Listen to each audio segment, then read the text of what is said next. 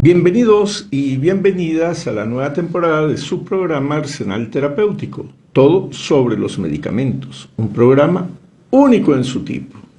Los invitamos a que nos acompañen durante este espacio donde conocerán en profundidad los intríngulis del mundo de la farmacia. Hablaremos en detalle de lo que usted necesita saber acerca de ese pertrecho que disponemos para prevenir, diagnosticar, tratar o curar enfermedades. Hoy es lunes 8 de septiembre del año 2025. Llegamos a ustedes a través de la Radio Libre Negro Primero 101.1 FM Caracas. Gracias a Carlos Lugo en la dirección general de la estación y María Ugarte en la producción. Hoy tenemos en los controles a Pedro Méndez. Esta señal es retransmitida por la Radio Pana de Yaracuy.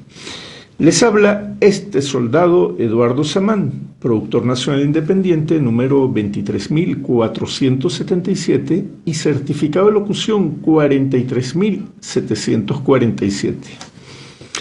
Bueno, hoy tenemos un programa, vamos a comenzar las clases pronto en las diferentes universidades, las clases de farmacia, por lo tanto el programa de hoy va a ser educativo. Vamos a hablar sobre las formas farmacéuticas y las vías de administración. Esto no es una clase universitaria, por supuesto, esto es una cultura general a modo de clase, a modo de que sepamos y hablar con propiedad sobre las formas farmacéuticas, o sea, saber cuál es el nombre, las denominaciones de cada una de las formas farmacéuticas, porque le decimos a todo pastilla, y algunos le dicen pepa. Nada más tomes la pepa, ¿no? ¿Y cuál es el nombre? Tampoco pastilla es el nombre a lo que nosotros creemos que es pastilla. Bueno, todo eso lo vamos a aprender hoy en Arsenal Terapéutico. Entonces, vamos a hablar sobre las formas farmacéuticas y la vía de administración de esas formas farmacéuticas. Entonces, cada forma farmacéutica tiene una vía de administración, es decir, la vía por el cual llega al cuerpo, o sea, cómo llega a nuestro cuerpo los medicamentos. Eso es lo que se llama la vía de administración. Entonces, fíjense, las formas farmacéuticas podemos clasificarlas de acuerdo a su estado físico. Por ejemplo, tenemos formas farmacéuticas sólidas, formas líquidas y formas semisólidas principalmente, ¿no? Aunque tenemos otras, las gaseosas, pero ya vamos a hablar de ello, las que son los inhaladores, esas formas que no son ni sólidas, ni líquidas, ni semisólidas. Entonces, en las formas de dosificación sólidas, tenemos los comprimidos, que son los más usados como forma farmacéutica, como dispositivo de administración de los medicamentos. ¿Qué son los medicamentos? Bueno, los medicamentos son sustancias químicas con una forma farmacéutica que se da a través de una vía de administración. ¿Y para qué sirven? Bueno, sirven para prevenir enfermedades, sirven para curar enfermedades, sirven para tratar enfermedades, sirven para diagnosticar enfermedades, pero también sirven para prevenir el embarazo. Esa es dentro de la definición de lo que es un medicamento. ¿Por qué? Porque el embarazo, no podemos decir que el embarazo es una enfermedad y que sirve para prevenir enfermedades, porque el embarazo no es una enfermedad, es una condición fisiológica del ser humano, en este caso la mujer, y los medicamentos sirven para prevenir esa condición fisiológica, para prevenir el embarazo. Pero entonces vamos a los comprimidos. Los comprimidos, bueno, casi todos los conocemos, los comprimidos, son comprimidos cápsulas y tenemos grajeas, son formas de dosificación sólida. ¿Qué diferencia hay entre un comprimido y una grajea? Bueno, la diferencia principal es que las grajeas tienen forma de ovoide, ¿verdad?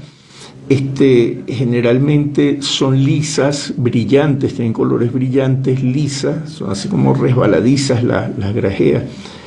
En cambio, los comprimidos generalmente tienen un color definido, blanco o a veces rojo o a veces azul, y tienen diferentes formas, pueden ser cilíndricas, pueden tener forma de rombo, etcétera. Pueden ser ovaladas también, los comprimidos pueden ser ovalados, o sea, tienen diferentes formas. Pero el comprimido siempre lo vamos a poder diferenciar de una grajea. Las grajeas parecen como caramelos abrillantados, ¿no? ¿Qué diferencia hay en lo interno? Bueno, es la manera como se hacen. Los comprimidos son polvos o granulados que se comprimen en una máquina. Las grajeas no se comprimen, las grajeas se preparan de otra forma, se hace un núcleo de la grajea donde está la sustancia, los medicamentos, y ese núcleo va como creciendo por capas, o sea, se le van agregando capas de los medicamentos, diferentes capas, y luego como una cubierta, que es la que lleva el color. Y eso después se pule, lleva un proceso de pulitura en una máquina, que es la grajeadora, que es como un bombo que va girando, y eso se le agrega, o sea, esas capas se le van agregando con un spray, o sea, con un atomizador, un sistema de atomización, como pintar un carro, más o menos como pintar un carro, porque está la solución disuelta y eso se va agregando en spray a ese bombo que va girando a una determinada temperatura, y entonces se va como secando el principio activo con los excipientes y va formando la grajea. Al final se le agrega el colorante, una capa de colorante, y se pule, lleva como una pulitura. ¿Qué diferencia hay entre la grajea y el comprimido? Bueno, que el comprimido se disuelve en el estómago, se disgrega y se disuelve en el estómago. Las grajeas se preparan así para que se disuelvan en el intestino, no en el estómago. Las grajeas deben pasar intactas por el estómago, y la manera como se disuelven es un poco diferente. Es decir, que las grajeas no las podemos picar, así como lo hacemos con los comprimidos, que saben que los comprimidos tienen una ranura y podemos picarlos en dos, o sea que si tenemos la dosis es de 500 miligramos y queremos 250 miligramos, picamos el comprimido en dos y nos tomamos 250. Por ejemplo, si es 100 miligramos y queremos ingerir 50 miligramos, entonces picamos el comprimido en dos e ingerimos los 50 miligramos. Las grajeas no las podemos picar. ¿Por qué? Porque rompemos el sistema, entonces exponemos el principio activo al estómago. Cuando el principio activo se degrada en el estómago o no queremos que entre en contacto con el estómago, entonces lo formulamos como una grajea. Entonces hacemos la grajea pasa por el estómago, el intestino, y se va disolviendo poco a poco en el intestino.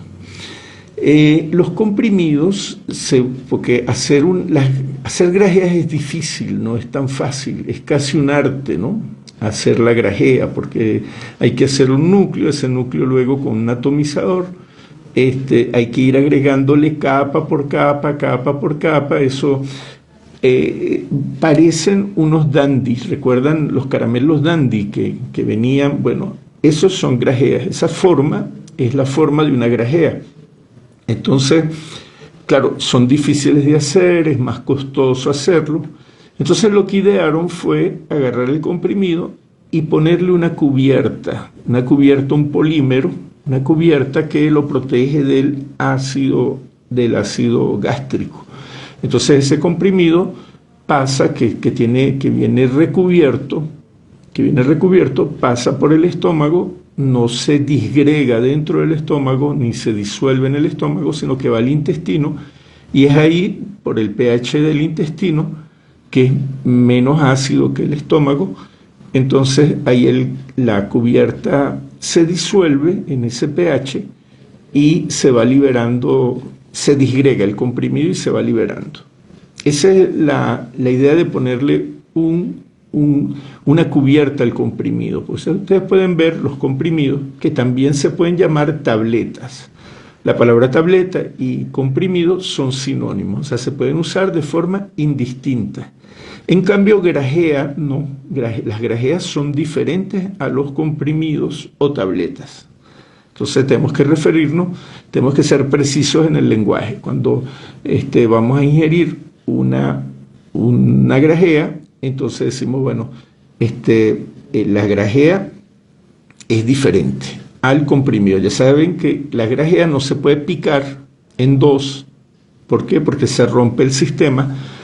Y los comprimidos, aquellos que tienen cubierta entérica, que traen una cubierta, una recubierta, un polímero que los recubierte, tampoco los podemos picar.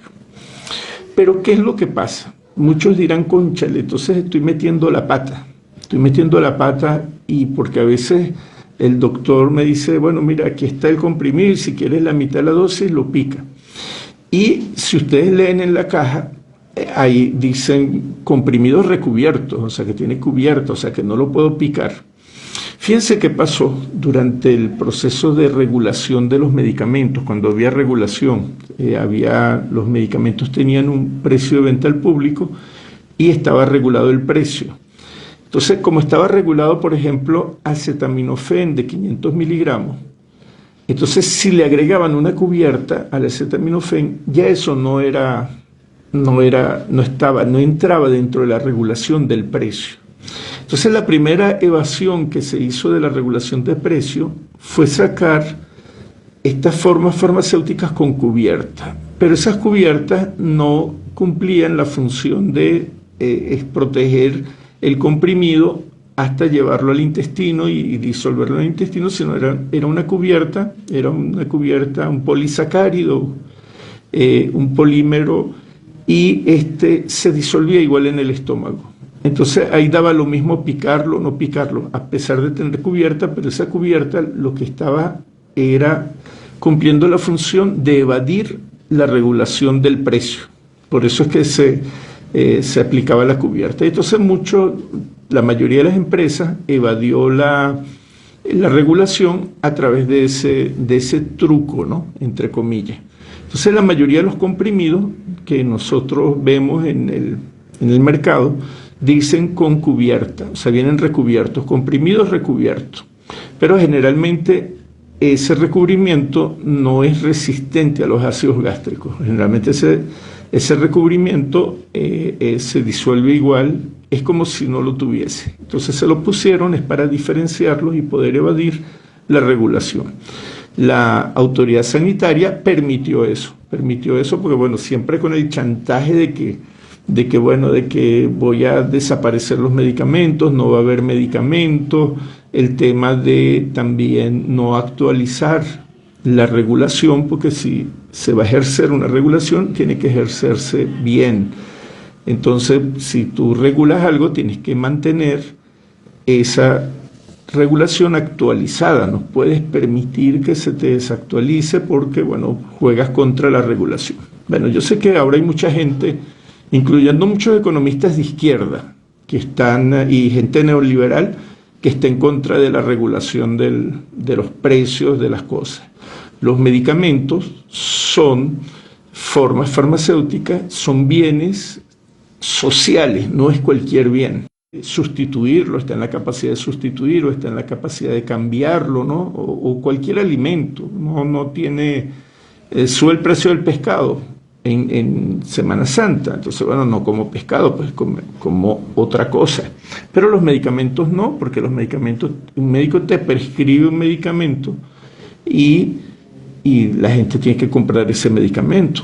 Y a veces los médicos te prescriben no solo el genérico del medicamento, sino te pone una marca, cosa que no está permitida, ¿no? Hay una resolución del ministerio que dice que los medicamentos se tienen que prescribir, y también de ley, a través del nombre genérico.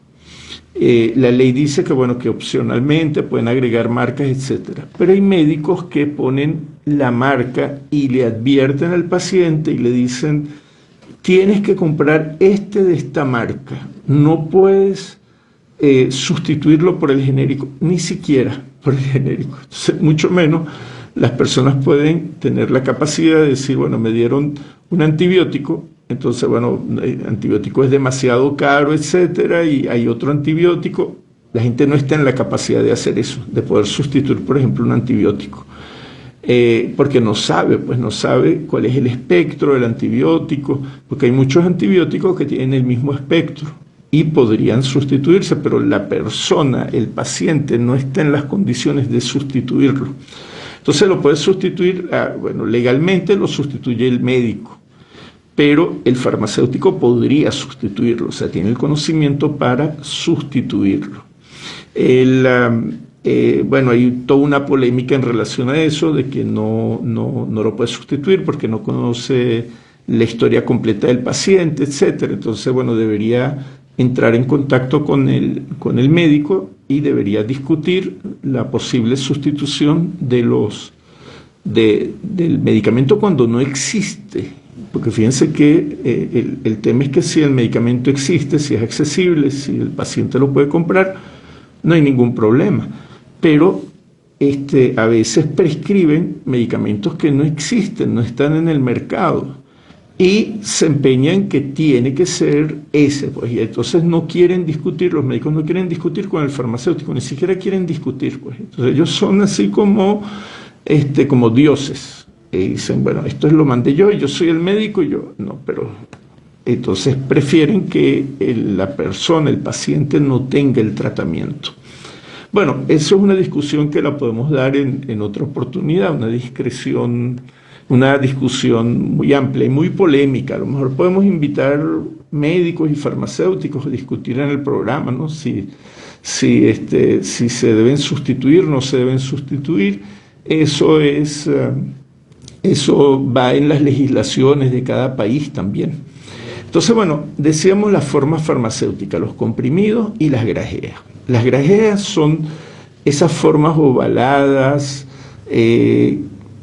como esas, parecen caramelos, son brillantes, son resbaladizas las grajeas, y son formas farmacéuticas que se liberan, se disuelven en el intestino. En cambio, los comprimidos, en su mayoría, a menos que tengan un recubrimiento que sea resistente a los ácidos gástricos, ellos se disuelven en el estómago. Ellos se disgregan y se disuelven en el estómago.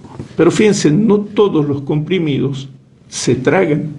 Hay unos comprimidos que se chupan, o sea, se ponen en la boca y se chupan.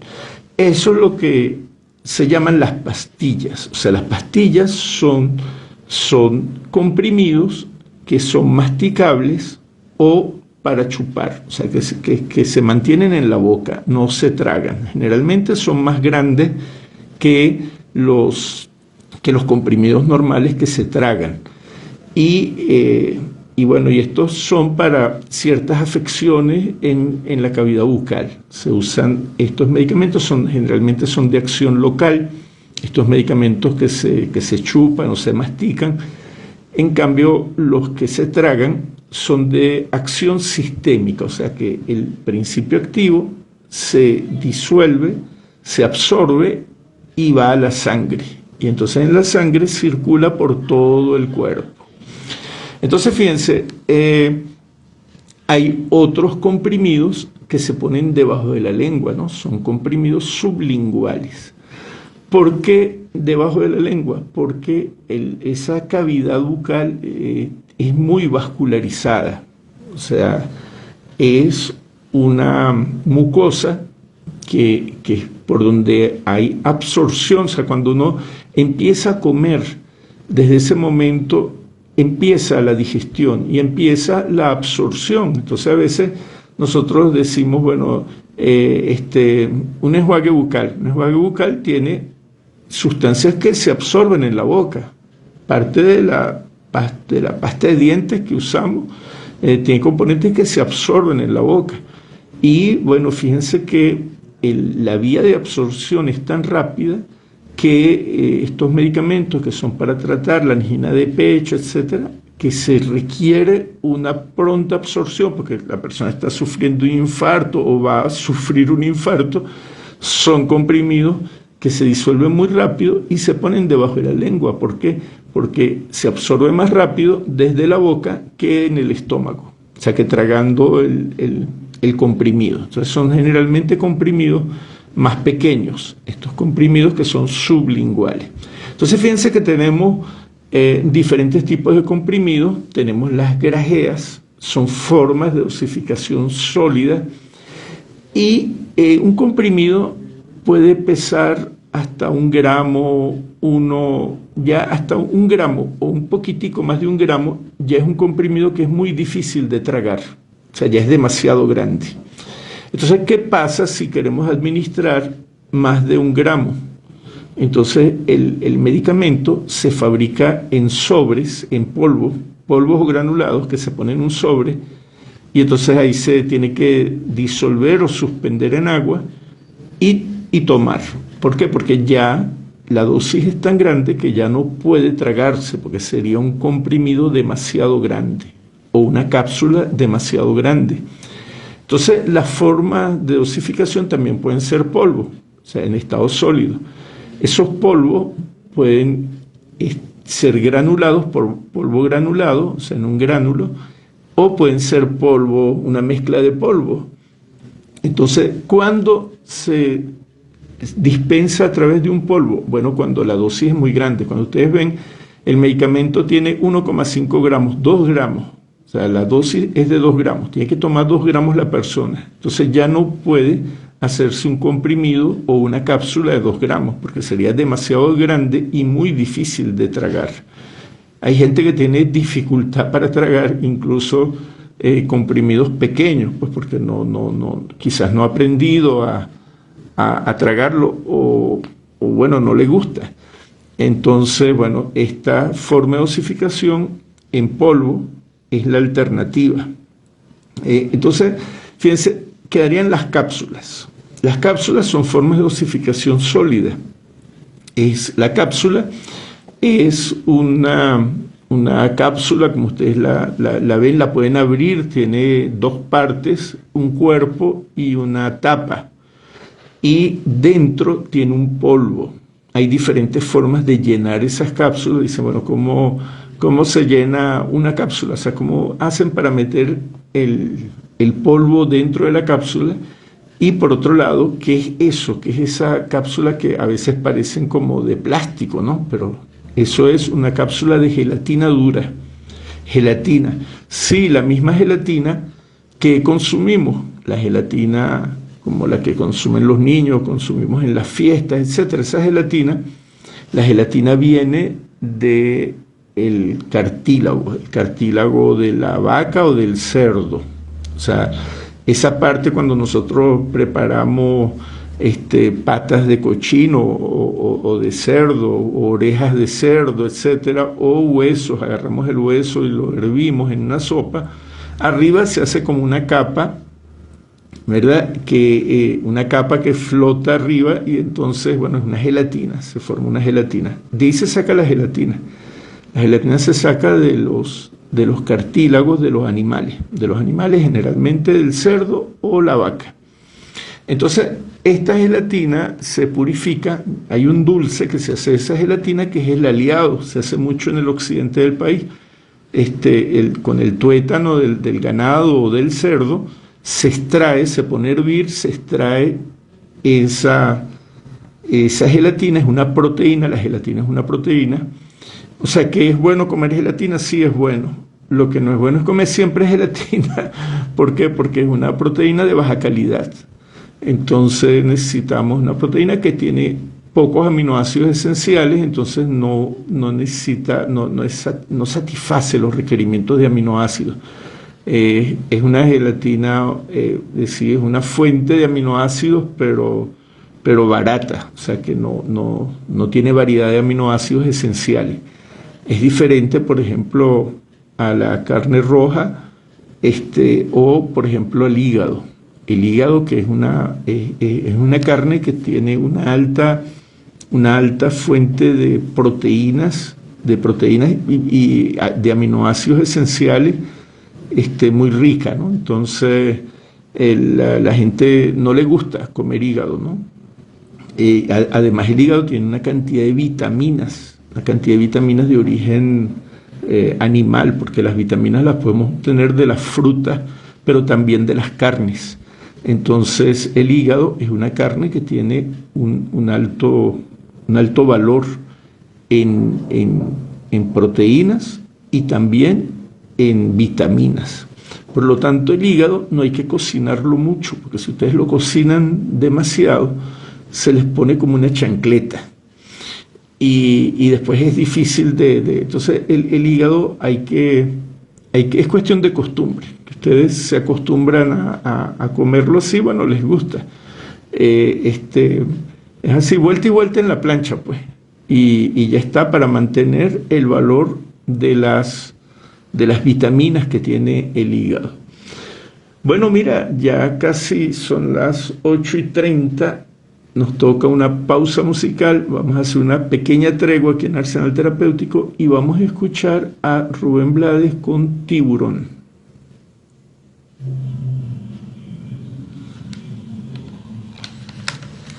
Bueno, saludos los compañeros que están aquí, que nos están escuchando en Instagram. Mira, Maga Castañeda, desde Maga, saludos Maga. Dayana también está aquí con nosotros. Nos está escuchando. Bueno, ¿cómo está la isla, Maga? ¿Cómo está Margarita? Siempre te veo por las redes sociales, muy activa. Y bueno. Ese dura 7:25. Sí, bueno. ¿Lo ponemos todo? ¿Lo cortamos? No, tú ves ahí si tienes oportunidad de cortarlo para... 5 minutos lo bajamos. Exacto, sí. Ok.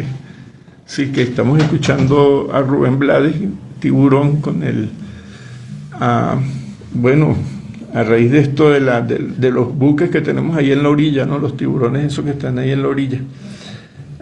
Algún momento hacemos un programa sobre el tiburón, el cartílago de tiburón, que lo usan como medicamento. Pero bueno, ahorita no. Entonces, bueno, saludos a todos los que están aquí en Instagram, que nos están escuchando. Yo todavía no estoy muy ducho con esto del Instagram. Los invito también a seguir la cuenta Arsenal Terapéutico, @Arsenal Terapéutico, para dedicar aquella cuenta al programa y esta cuenta mantenerla, bueno, para la opinión, actividad política, etcétera, para no mezclar las cosas del programa de radio con el quehacer, la vida de uno, ¿no? Poner las cosas, lanzar piropos aquí a través del Instagram, todo eso.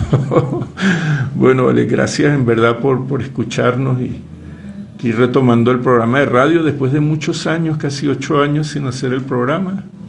Conseguimos este espacio en Radio Negro Primero en Sarría. Y bueno, estamos aquí dándole de 8 a 9 todos los lunes. Por supuesto que la canción no puede salir en el Instagram porque nos tumban el video, ¿no? Entonces, por el tema de los derechos de autor. Entonces, bueno, ¿qué les voy a decir? Hoy es más educativo porque hay un llamado a clases, los profesores dicen, bueno, son 45 días de vacaciones, ¿verdad? Por contrato colectivo son 45 días de vacaciones. Y el ministerio dice, no, que se tienen que cumplir los días de clases, sí, pero está bien, no puedes violar las vacaciones, que es un derecho, que es por contrato colectivo que tienen los profesores, la gente.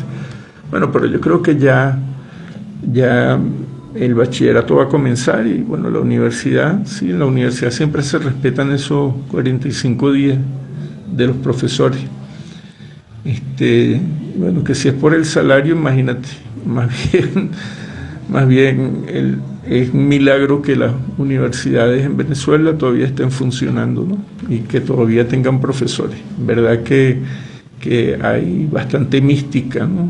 Y porque si es por el salario no habría ni un solo profesor en la universidad, porque a veces El salario está tan mal que el salario no da para pagar el pasaje, que el profesor pueda pagar el pasaje para ir a trabajar. Entonces el salario no da para eso. Entonces, bueno, se han perdido también muchas reivindicaciones, el tema del sistema de salud que tenía la universidad, la UCB, a través del seguro, el SAMOY. Entonces uno a veces decía, bueno, no me importa tanto el salario si uno tenía otro ingreso, pero uno tenía el seguro, era un seguro que era muy aceptado, y este seguro, bueno, era como salvaba mucho a los profesores, pues. Ahora ese seguro no se goza de un seguro que da el Ministerio de Educación Universitaria, pero un seguro que tiene muchas limitaciones, y es todo un problema que lo acepten dentro de en las clínicas, ¿no? Mira, está Luigino, que nos está sintonizando. Para mí es un honor que Luigino Bracci esté sintonizando este programa. Creo que Luigino ha sido también un luchador por el tema del salario de los empleados públicos y de los trabajadores en general. Nosotros queremos, bueno, mantener, impulsar el país, impulsar la economía, y es una necesidad de aumentar los salarios para la reactivación de la economía. Ya se rompe todo el mito de que los salarios generan inflación, porque si es por eso, aquí no tendría que haber inflación en Venezuela. Ajá. Bueno. Sí, ya vamos a regresar. Reanudamos operaciones en Arsenal Terapéutico.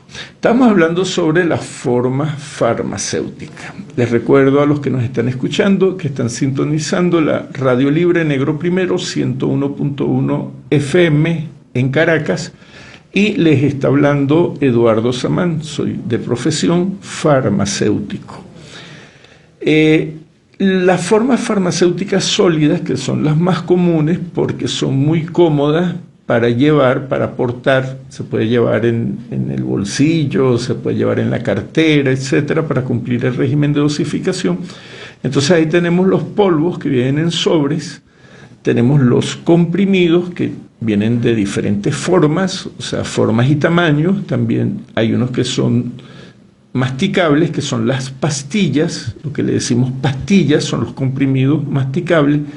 No es correcto decirle pastillas a los comprimidos que se tragan, ¿no? Son comprimidos o tabletas.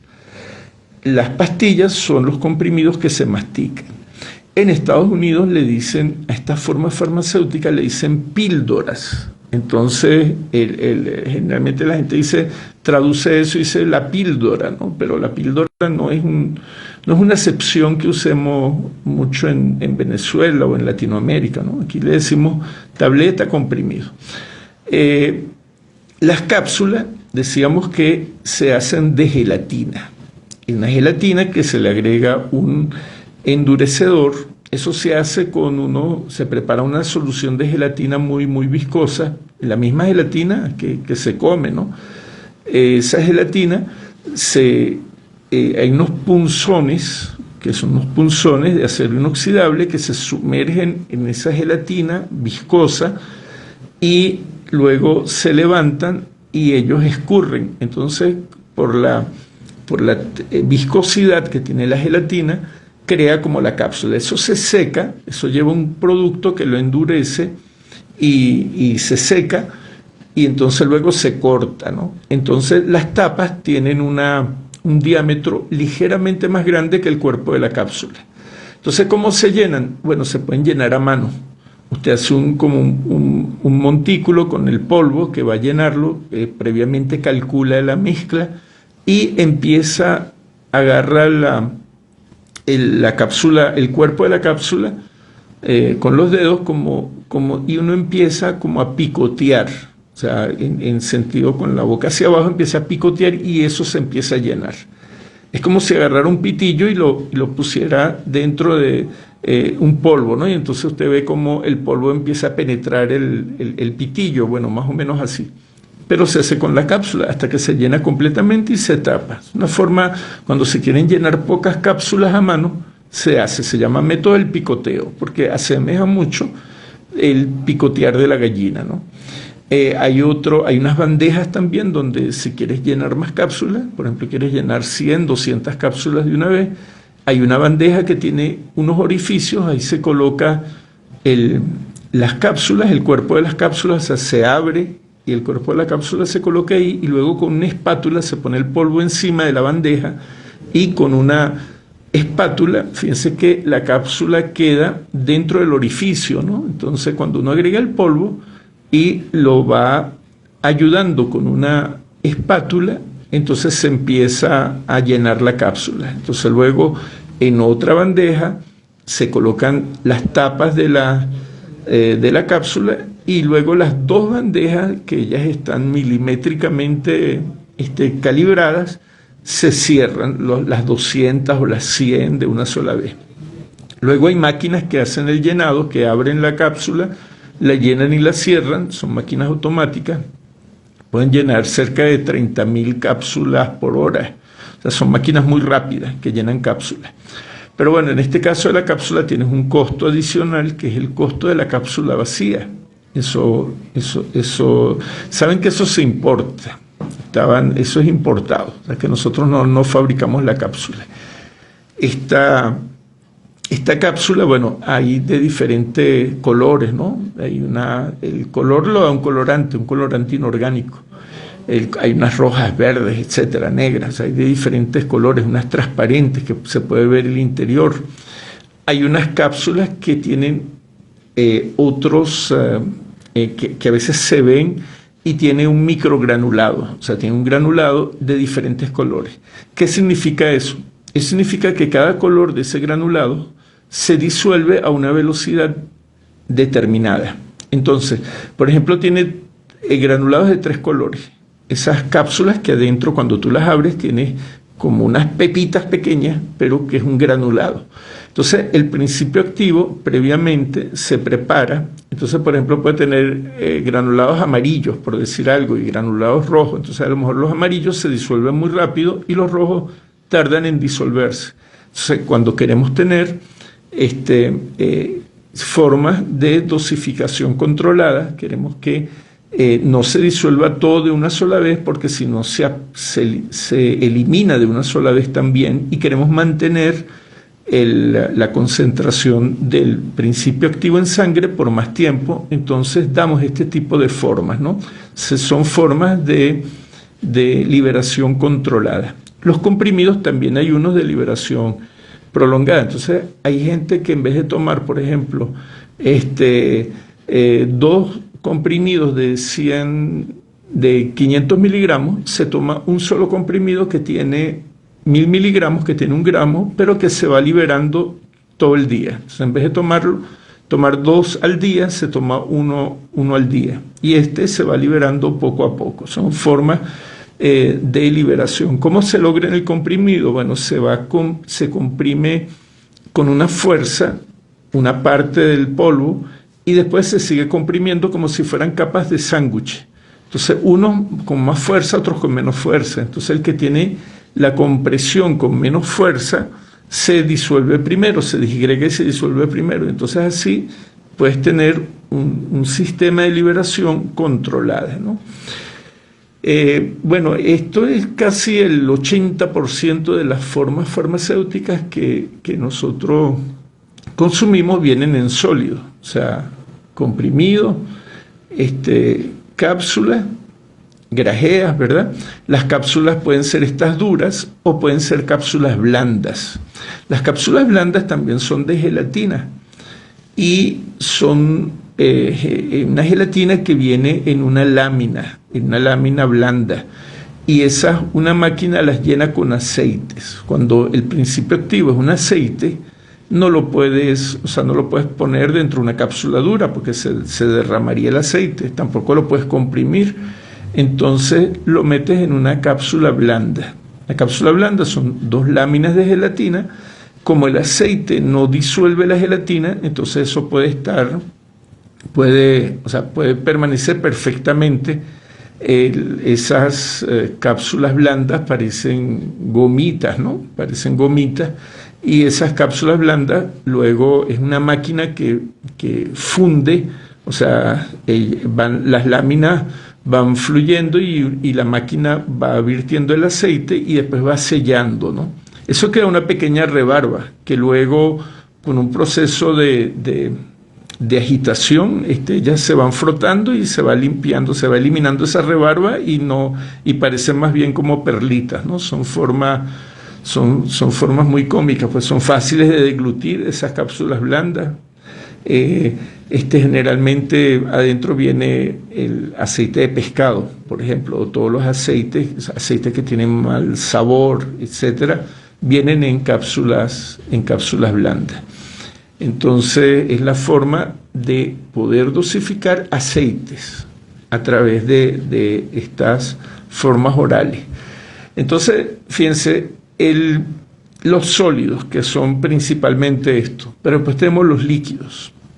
En los líquidos hay dos cosas, hay las soluciones y las suspensiones. Las soluciones son estas formas farmacéuticas que no hay necesidad de agitarlas antes de usar. En cambio, las suspensiones sí hay que agitarlas. O sea, cuando usted agarre un frasco y diga, es una suspensión. Mira, saludos a Jeremy. Jeremy nos está aquí escuchando. Saludos, compañeros. Siempre lo seguimos en las redes sociales. Bueno, decíamos que estas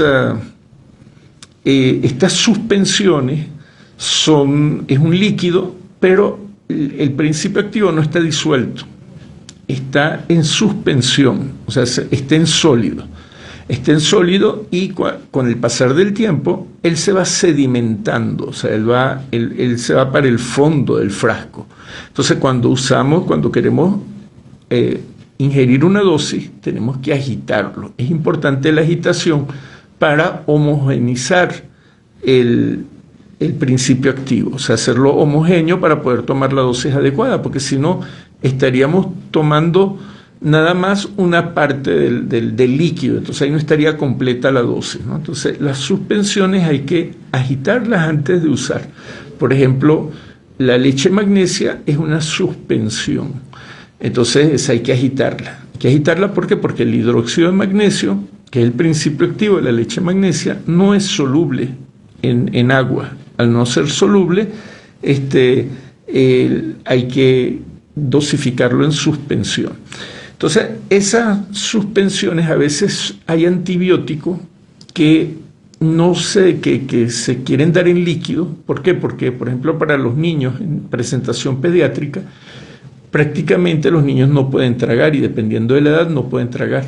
Entonces, tienes que darle el medicamento en un líquido. Se lo puedes dar en soluciones o en suspensiones.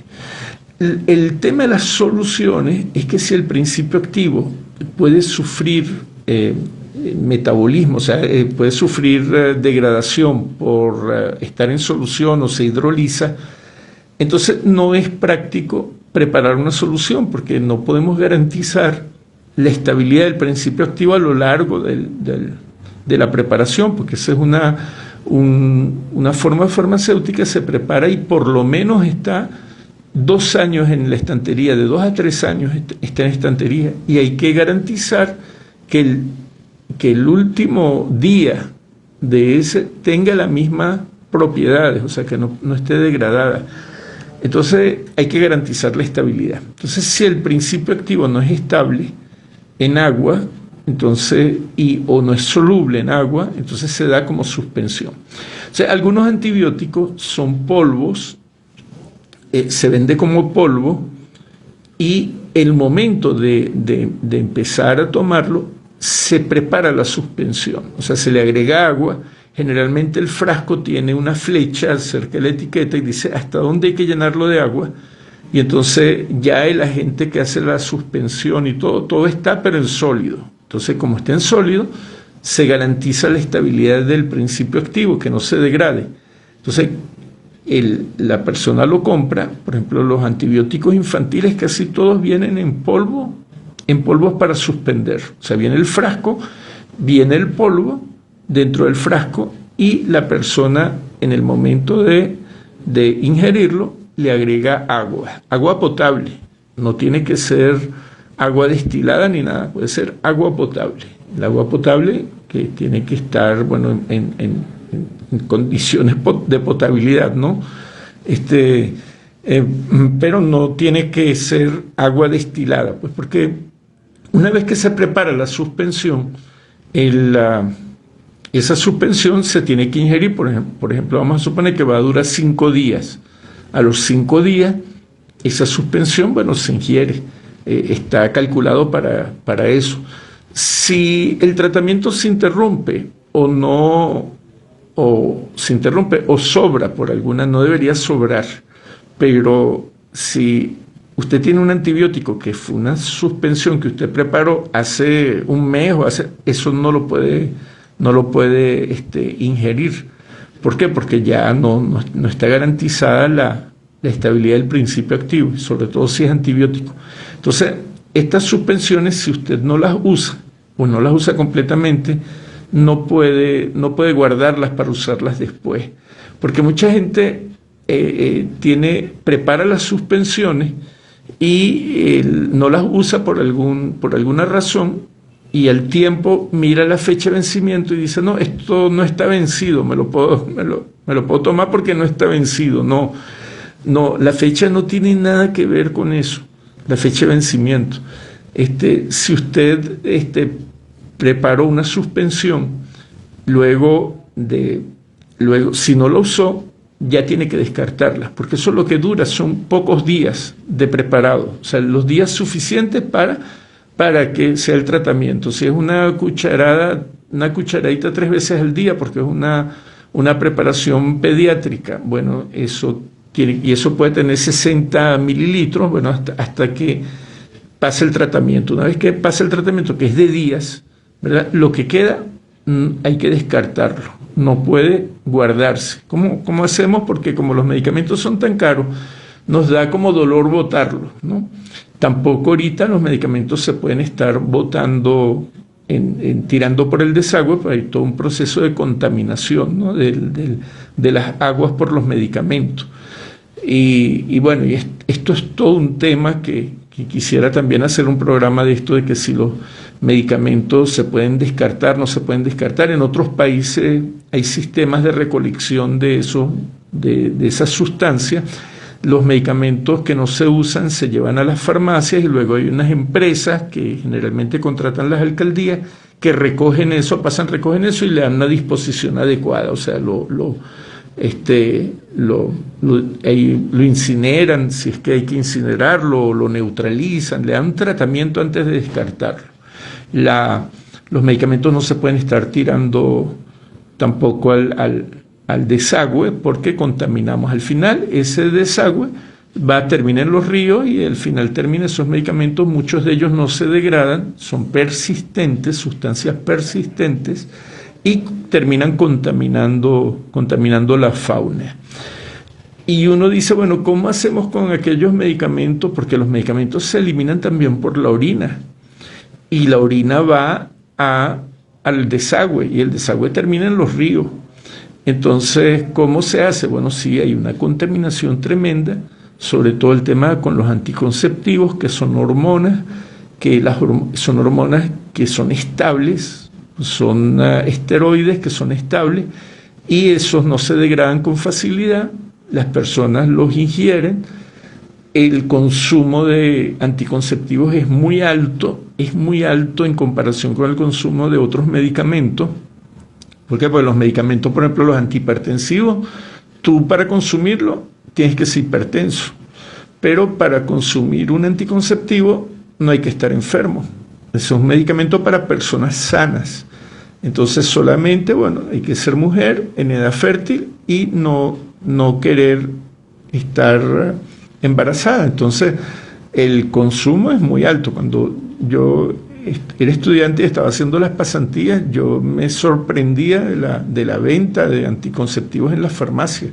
Claro, el target es mucho mayor que cualquier otro medicamento, el de los anticonceptivos. Entonces, todos estos anticonceptivos se excretan en la orina y en las heces y terminan en los desagües y son hormonas. Y esas hormonas también afectan a la fauna acuática, etcétera, a los peces. Entonces hay hasta trabajos, ¿no? Que promueven mucho estas compañías que prestan el servicio de cómo deshacerse de los medicamentos, que han hecho estudios. Bueno, esos estudios yo les creo en cierto sentido, porque son hormonas, los peces responden a esas hormonas, y entonces ellos denuncian que algunos peces están cambiando de sexo, o sea, por la ingesta, por la contaminación con hormonas de anticonceptivos. Ciertas especies de peces que parece que nacen con un sexo, y si se someten a una terapia hormonal puede cambiar el sexo del pez. Entonces, bueno, son denuncias que se hacen, pero en sí los medicamentos contaminan, y contaminan sin querer, porque estos medicamentos terminan inevitablemente en las aguas, porque no es nada más lo que se descarta por el desagüe, sino lo que se ingiere. Lo que se ingiere, bien sea el medicamento intacto, o sea, la sustancia intacta como tal, o el metabolito, o sea, la sustancia una vez metabolizada por el cuerpo.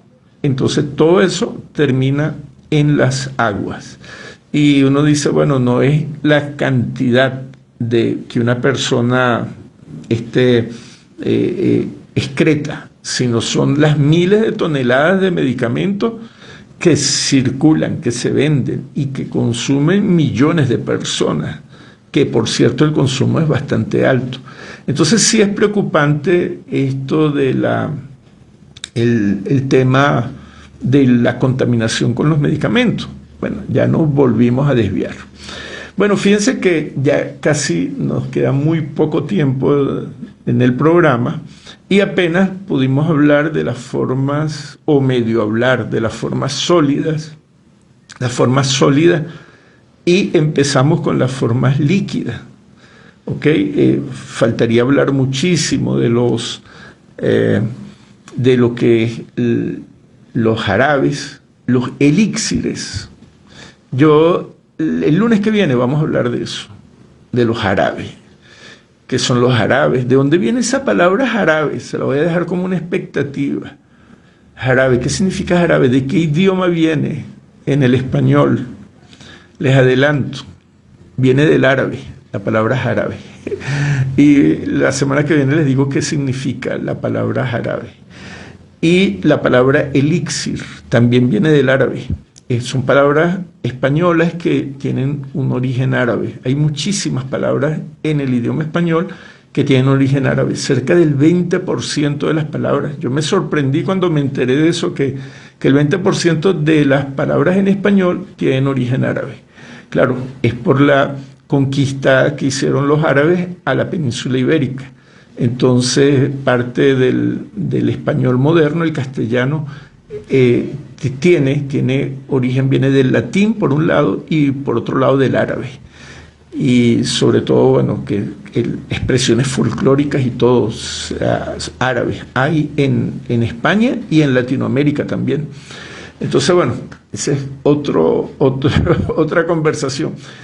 Entonces, fíjense, la semana que viene vamos a seguir hablando con esto de las formas farmacéuticas, educándonos un poco sobre las diferentes formas farmacéuticas, todas estas anécdotas, etcétera, y cómo usarlas, hablar sobre las vías de administración, etcétera, dar estos datos curiosos. Bueno, mira, con esto queremos dar tregua por el día de hoy. Queremos agradecer, en primer lugar, la gente de Yaracuy, Radio Pan en Yaracuy, que nos retransmite nuestro programa Arsenal Terapéutico. Y también, bueno, por supuesto, a Carlos Lugo, que es director general de esta estación, a Alexander Villamizar, Pedro Méndez, Eder Pacheco, Xiomara Méndez, Iraida Montañez. Es la directiva de Radio Libre Negro Primero. Nuestro agradecimiento también es a Mari Dugarte en la producción de este programa, y se despide de ustedes este soldado Eduardo Samán. Hasta el próximo lunes.